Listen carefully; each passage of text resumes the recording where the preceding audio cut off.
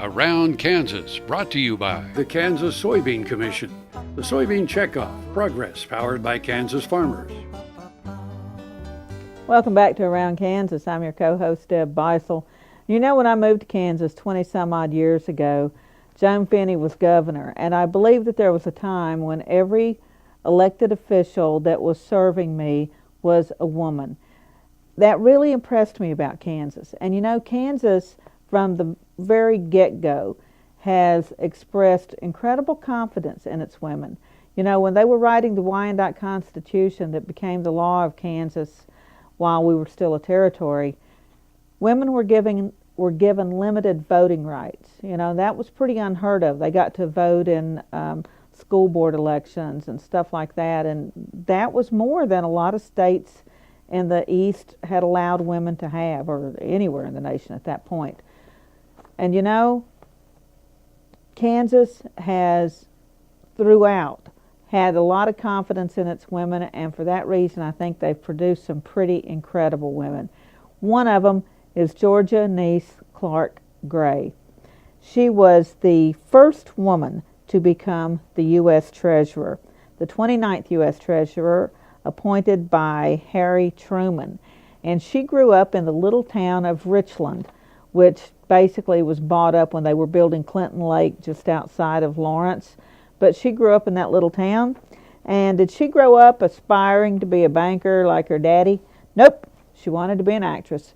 So she headed off to New York. And you know, for a little girl growing up in Kansas at the time, that might have been a more daring feat than actually becoming the Treasurer of the United States. She toured for years as a working actress. She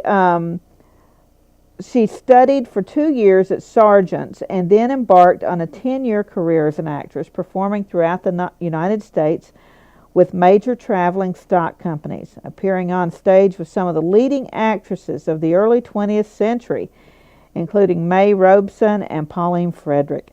She acquired a manager named George M. Clark, and he became her first husband in 1929. The marriage ended in divorce in the mid-40s. She married Andrew Gray, a journalist and press agent, in 1953, and she never had any children. Now, her stage career ended pretty abruptly in 1930 when her father became ill, and she felt obligated to come back to Kansas and take care of the business. She became his caretaker, and by the time he died in 1937, you know, there just weren't many opportunities for her to go back to a career in acting. So, you know what? She just picked up politics and banking, and she was formidable. They were longtime members of the Democratic Party, her family were. And the Democrats, being the perennial underdog in Kansas, you know, that was no easy feat to be a successful Democrat. She campaigned for Franklin D. Roosevelt, and even though Roosevelt lost the vote in Kansas, her work for his campaign confirmed her commitment to the party. She often spoke on behalf of the Democratic candidates and considered Eleanor Roosevelt one of her friends. She began her banking career in 1935 as the assistant cashier at the Richland State Bank, founded by her father and uncle. And when she became president of the bank after her father's death, it was only one of a handful of privately held banks in Kansas. She also took over the management of the town's general store, as well as other family businesses, including a grain elevator. Now, Georgia Niece Clark Gray, as Treasurer of the United States, you know, got to sign the money.